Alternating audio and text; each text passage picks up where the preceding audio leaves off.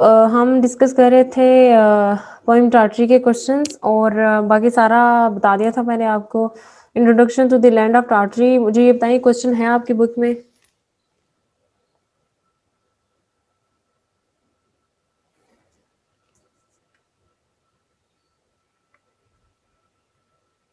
देख के नो बताएं। मैम, मेरे नहीं पास है? चले मैं ये आपको सेंड कर दूंगी, नहीं। ठीक है। Introduction to the lord of Tartary में वही है वो कि लॉर्ड ऑफ टार्टरी के लिहाज से उसके क्या क्या व्यूज़ हैं, क्या उसका ड्रीम है। ब्यूटीफुल लैंड, बस इसमें हेडिंग्स उन्होंने चेंज कर दी हुई है, चीज़ें सारी वही हैं, डिटेल्स वही हैं सारी। वैलीज और फॉरेस्ट के बारे में उसने बात की हुई है, तो इसकी पिक्चर्स मैं सेंड कर दूंगी, इसको एक दफ़ा देख लेना लाजमी, ठीक है। फिर है qualities of Walter de la Mare as a poet. As a poet उसकी क्या क्वालिटीज़ थी, ये इंपॉर्टेंट क्वेश्चन है, ठीक है। ये है आपके पास?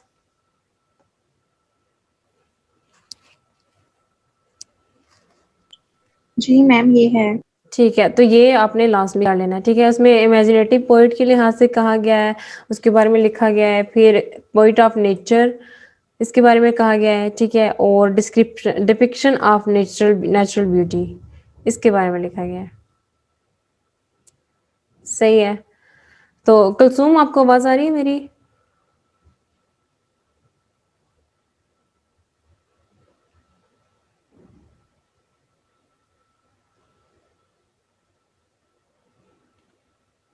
कुलसूम, आवाज़ आ रही है?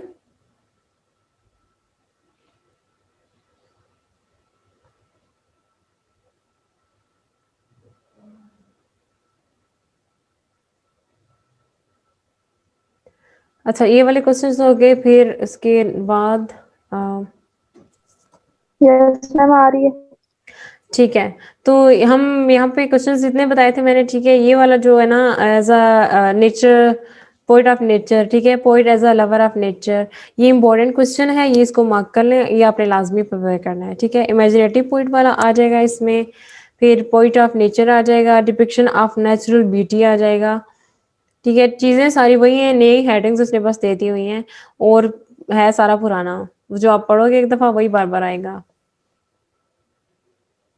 और इसके बाद expected questions for the coming examinations. ये एक्सपेक्टेड क्वेश्चंस कौन से हो सकते हैं जो मोस्टली एग्जाम्स में आते हैं? तो वो है write a note on Walter de Mare Walter de la Mer as a poet of nature with reference to his poem. अपने पोएम के रेफरेंस से, यानी कि पोएम क्या आप टेक्स्ट का रेफरेंस भी दे सकते हो, यानी स्टैंजा में से जो है ना टेक्स्ट एज इट इज लिख सकते हो, या फिर आपने पोएम के अंदर जो नेचर साइट्स हैं जितने भी, उनका रेफरेंस देना है, उनको एक्सप्लेन करना है आपने, ठीक है। ये क्वेश्चन नंबर 7 होगा इसका आंसर। जी,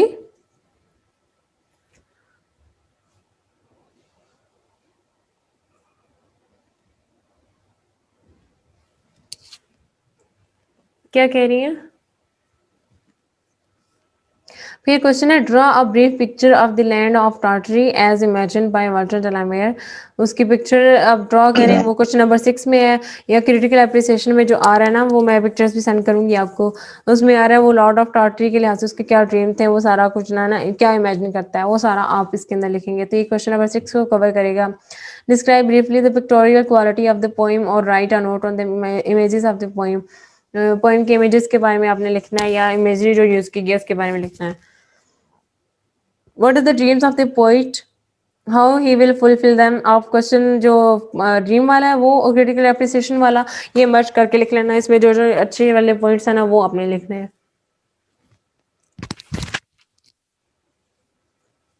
ठीक है।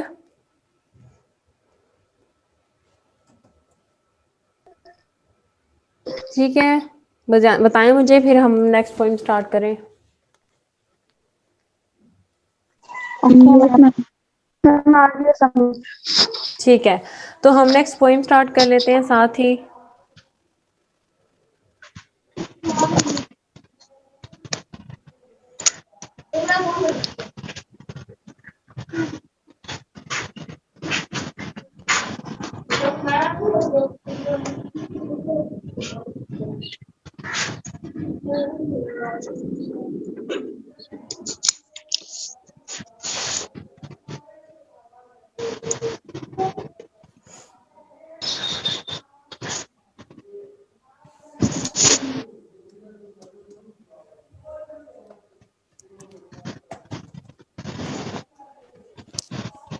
तो हमारी नेक्स्ट पोइम है द न्यू ईयर रेजोल्यूशन। अच्छा, ये पोइम आप लोग में से किसी ने पढ़ी हुई है? मैंने तो बड़ी की थी उधर। हाँ, मैंने आप लोगों की ना जब मैं आवाज। और निशा आई थी सिर्फ यूनिवर्सिटी में, हम दोनों ने की थी। अच्छा अच्छा, ये ठीक। तो ये पोइम है the new year resolutions. New year resolution का मतलब ये होता है कि नया साल शुरू होने वाला है, तो नए साल को लेके आपके माइंड में आप क्या अपना मकसद समझते हो कि आपका होना चाहिए, आप क्या करना चाहते हो नए साल में, आने वाले साल में आप क्या क्या करना चाहते हो, क्या क्या आपके प्लान्स हैं। तो रेजोल्यूशंस उसको कहते हैं। ठीक है, तो ये एलिजबेथ स्वेल की पोइम है और इसमें से क्वेश्चंस आते होते हैं, स्टैंजास कम ही आते हैं वैसे। तो इसका फर्स्ट स्टैंजा हम स्टार्ट करते हैं। यस, छोटी सी पोइम है। ठीक है, वो कहती है कि I will drain long thoughts of quite as a purgation. इतना सा फर्स्ट स्टैंजा है इसका।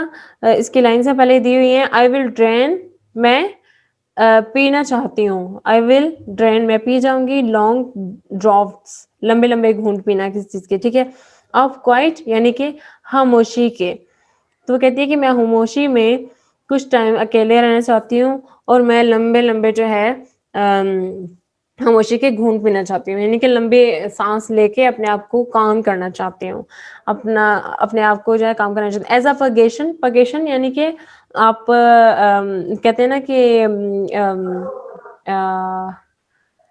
पगेशन होता है कि रूह को अपनी, पाक करना। हाँ, अपने रूह को पाक करना।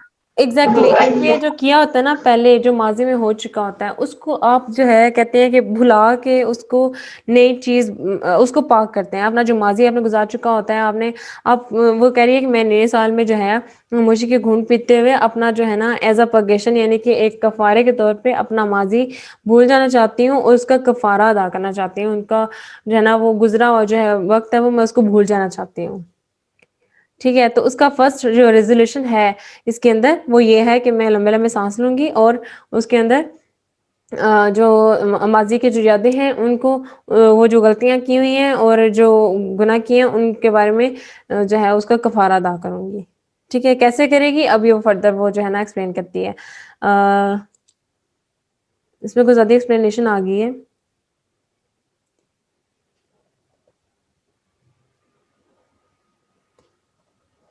कॉन्टेक्स्ट होगा इसका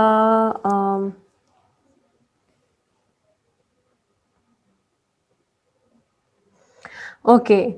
The draining of long draughts is generally associated with the drinking of wine. नहीं, यहाँ से होगा the here the poetess is going to drink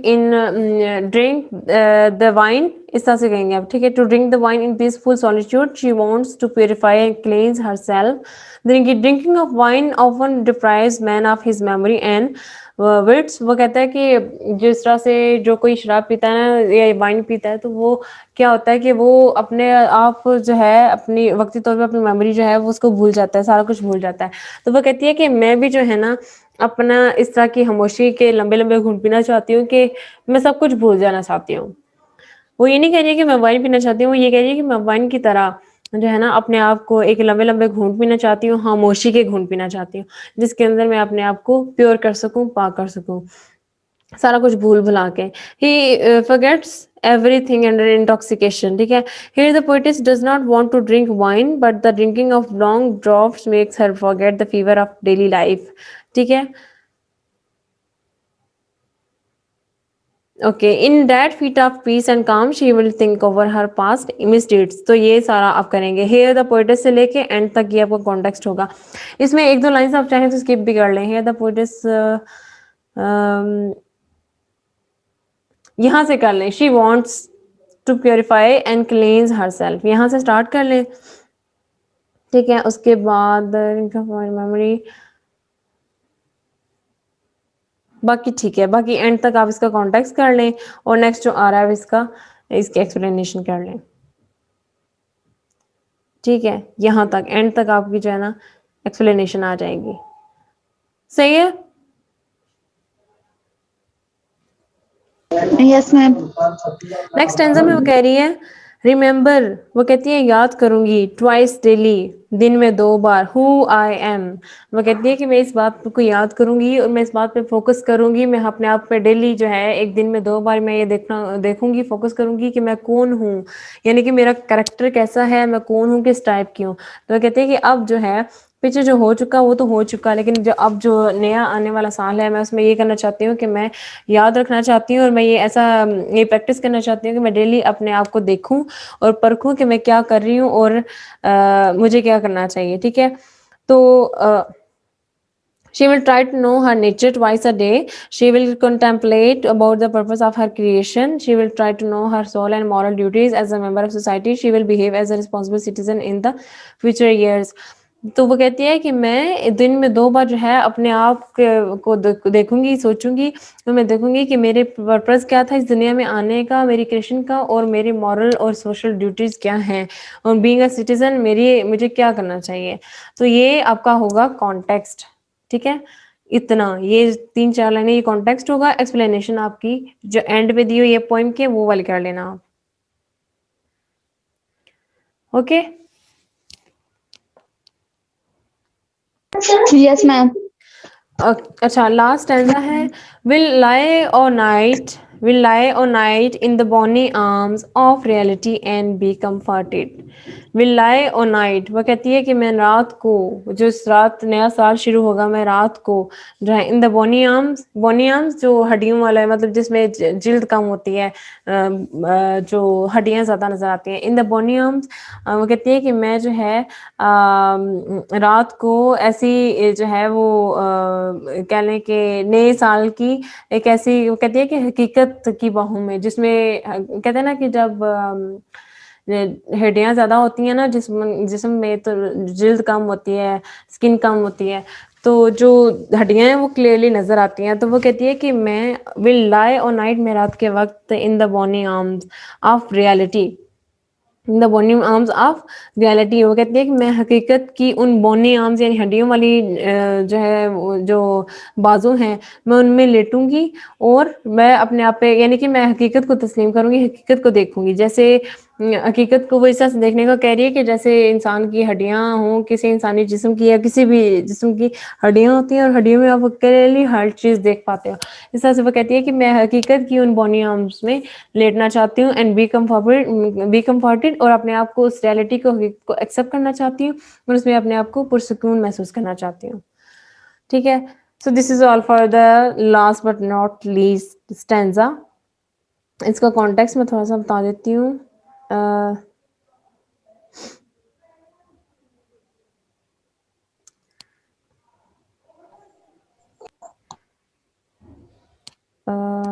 यहाँ पे the poetess will face the reality of her since with a brave heart. आप start में इसका start में जो है ना द पोएटेस से लिखें कि एट नाइट, ठीक है, या द होल नाइट। ठीक है,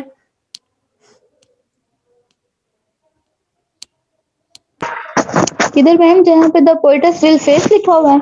हाँ जी, यहाँ पे आप लिख लें कि ऑल द टाइम, या फिर ऊपर लिखा है द होल नाइट, का मतलब है कि ऑल द टाइम, यानी कि वो कह रही है कि एट नाइट कह सकते हैं या every time, at night or every time the poetess will face the reality of her sins with a brave heart. The truth of her life will give her a new confidence and consolation. She will feel so discomfort and disturbance of mind at the discovery of reality of life, but she will know after contemplation that she had led a sinful life। एक second ठहरे,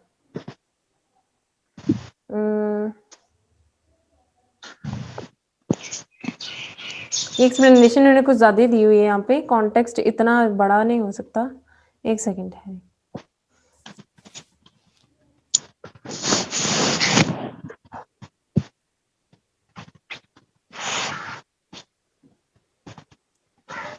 okay, आप ना context में इतना करेंगे the poetess, जो भी मैंने आपको ऐड करा वहां से लेके यहाँ तक आप करेंगे। She will feel no discomfort and disturbance of mind at the discovery of the reality of life, यहाँ तक कॉन्टेक्स्ट में इतना ही आएगा। और एक्सप्लेनेशन आप यहाँ से ये भी पढ़ सकते हो नीचे वाली, और जो एंड पे दी हुई है वो कर लेना। मार्क कर लिया आपने? Yes ma'am. ओके, नीचे आगे समरी में मेन आइडियाज आ जाते हैं और जो उसके why does she use this image और क्यों उसने ये यूज किया, उसमें ये सारा self recognition will give her comfort, self examination अपने आप को सेल्फ एग्जामिन जो है वो अपने आप को अपना इम्तिहान में डालना या अपने आप को देखना गौर से, उसको सेल्फ एग्जामिनेशन कहते हैं। तो इसमें उसका वो सारे पॉइंट्स आ जाएंगे, सारे नहीं बल्कि कुछ ही हैं, इतने ज्यादा तो डिटेल इसने दी ही नहीं है। अवेयरनेस ऑफ हर शॉर्टकमिंग्स और self recognition bestows on her comfort, ये सारा समरी में आ जाएगा और सारा इसमें आप दूसरे पॉइंट्स भी कवर कर सकते हो। जो नेक्स्ट क्वेश्चन हैं, क्रिटिकल एप्रिसिएशन है आपकी फोन में, सॉरी बुक में? सेंट्रल आइडिया और थीम ऑफ द पोएम। हाँ, सेंट्रल आइडिया ये वाले हैं टॉपिक उसके अंदर, ये यहाँ से स्टार्ट हो रहा है। Is a living poetess, she is a keen observer of life. Yes ma'am. ठीक है, तो इसके ऊपर आप लिख लें क्रिटिकल एप्रिसिएशन। नीचे ओके ये है ma'am. Self examination. Yes ma'am. ठीक है, तो ये इसमें जो है ना, ये वही आ रहा है दोबारा से, पोइटेस इज अ रियलिस्ट, इसमें वही आ रहा है सारा, literary qualities of the poem, repeated है सारा, इसमें नया कुछ भी नहीं है। नेक्स्ट क्वेश्चन है message of the poem. Message of the poem क्या है कि इंसान को अपनी जो है उसकी वो माजी की गलतियों पे फोकस करना चाहिए, अपने धोख छोटे झूठ जो भी वो बोलता है धोखे देता है उस पे फोकस करना चाहिए, अपने आप को अपनी सोल को प्योरीफाई करना चाहिए, और ये उसका जो है वो मैसेज है। तो अ थॉट प्रोवोकिंग पोएम इसमें आ जाता है। Heading importance of truth, reality and sincerity in life, ये इंपॉर्टेंट क्वेश्चन है। क्रिटिकल एप्रिसिएशन वाला पोएम और ये तीनों क्वेश्चन आपने लाजमी करने हैं इसके, ठीक है। रिकॉग्निशन ऑफ सिंस, ये लाजमी करने हैं। इसके बाद नेचर ऑफ द रेजोल्यूशंस, ये भी एक दफा देख लेना है कि रेजोल्यूशन किस टाइप के थे, कि कौन कौन से रेजोल्यूशन वो सोच रही है, जिनको वो करना चाहती है। तो यहाँ पे फर्स्ट रेजोल्यूशन है, उसके बारे में उसने 3 चीज़ों के बारे में लिखा हुआ है कि मैं जो है वो अपने ये लंबे लंबे सांस लेना चाहती हूँ और सारा कुछ भूल जाना चाहती हूँ वगैरह वगैरह। तो ये फर्स्ट रेजोल्यूशन, सेकंड रेजोल्यूशन और थर्ड रेजोल्यूशन, ये भी कर लेना है लाजमी, इसको एक दफा देख लेना है, ठीक है। तो ये चारों क्वेश्चंस इंपॉर्टेंट हैं, 4 क्वेश्चंस हैं इसके, ठीक है। 4 क्वेश्चंस, 4 के 4 इंपॉर्टेंट हैं।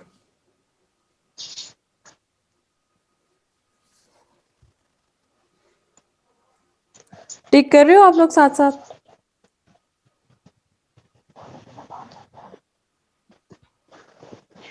Yes ma'am. अच्छा, नेक्स्ट है expected questions for the coming examinations, यानी कि आपके पेपर में जो एक्सपेक्टेड क्वेश्चंस है, ज़्यादा इंपॉर्टेंट क्वेश्चन कौन से हो सकते हैं। मैसेज और मॉरल ऑफ द पोएम है, ये इंपॉर्टेंट है। What are the moral qualities, ये एक ही क्वेश्चन है, ठीक है। दोनों स्टेटमेंट आए, दोनों एक सेम ही होगा, ठीक है। मेन आइडिया आ जाता है या इस तरह से आ जाता है, तो इसमें आप ये लिख सकते हैं क्वेश्चन नंबर 3 में जो आंसर लिखा हुआ है, सही है।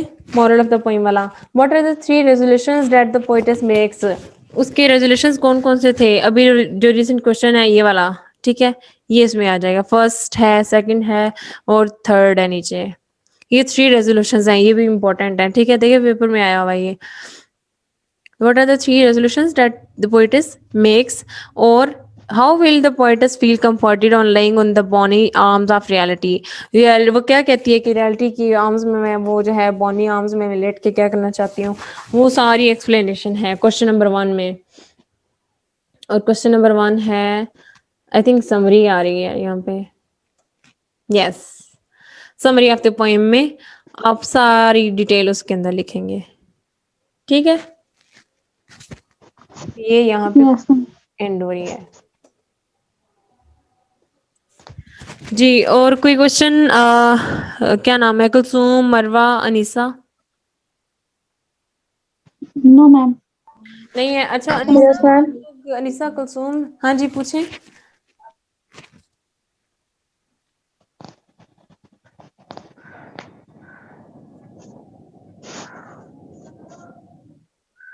किसने पूछना है कुलसुम? आप बोल रही थी। आपने क्वेश्चन आपकी आवाज ना कट कट की आ रही है, क्लियर नहीं है। मैम आपने व्हाट्सएप पे सेंड कर दिए थे जो बाकी क्वेश्चन रह गए थे। क्या सेंड किए, क्या कह रही हैं?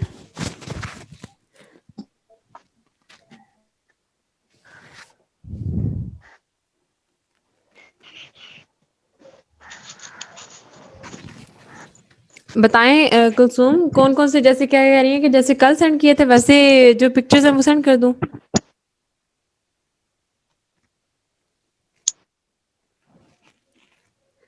जो क्वेश्चंस आपके पास नहीं है वो सेंड कर दूं? मैम कह रही है, नीचे मैसेज किया उसने, कह रही है कि जो क्वेश्चन आप, वो क्वेश्चन आप सेंड कर चुकी हैं। अच्छा अच्छा, ठीक है ठीक है, सही है। हाँ जी, तो ये मैंने जब क्लास में पढ़ाई थी पॉइंट तो फिर मैंने आपको सेंड कर दी थी इसके साथ साथ ना। ग्रुप में मैम आपने पहले किए ऊपर थे। तो अदरवाइज आपको समझ आ गई है सारी जो अभी पॉइंट्स पढ़ी हैं तीनों? Yes ma'am. ठीक है। अच्छा मरवा, जो मैंने कहा था सेकंड क्लास का, तो बेहतर ये है कि रहने दे, क्योंकि 3 पॉइंट्स हमने कर लिए हैं तो ये these are the enough for one day. तो अब फर्दर जो है ना हम कल ही करेंगे, कल भी 12 बजे क्लास होगी। Okay ma'am. ठीक है, तो रिलैक्स करो आप लोग, अपना जो है ना टाइम दो स्टडी को, फ्री टाइम जितना भी आपके पास है ना अभी दो, क्योंकि नेक्स्ट आपके हो सकता है ऑनलाइन या फिर फिजिकल जो भी है एग्ज़ाम स्टार्ट हो। तो उन एग्ज़ाम से पहले पहले अपने आप को प्रिपेयर कर लें, अपना जितना भी आपको टाइम मिल रहा है उसको ज़ाया नहीं करना। ठीक है, फिर रमज़ान में भी जो है ना इतना ज़्यादा नहीं पढ़ने होता, रोज़ा रख के जो है ना वो पूरा से ही पढ़ने होता है, 1 या 1.5 घंटा मैक्सिमम आप पढ़ सकते हो, 2 घंटे, ज़्यादा नहीं पढ़ा जाता। तो कोशिश करें कि उससे पहले-पहले कुछ ना कुछ आप जो है ना वो प्रिपेयर कर लो अपने पेपर्स का। Okay ma'am. ठीक है, और कोई क्वेश्चंस हों आपके related to any poem? No ma'am. नहीं है अनीसा, कुलसुम आपको यस मैम।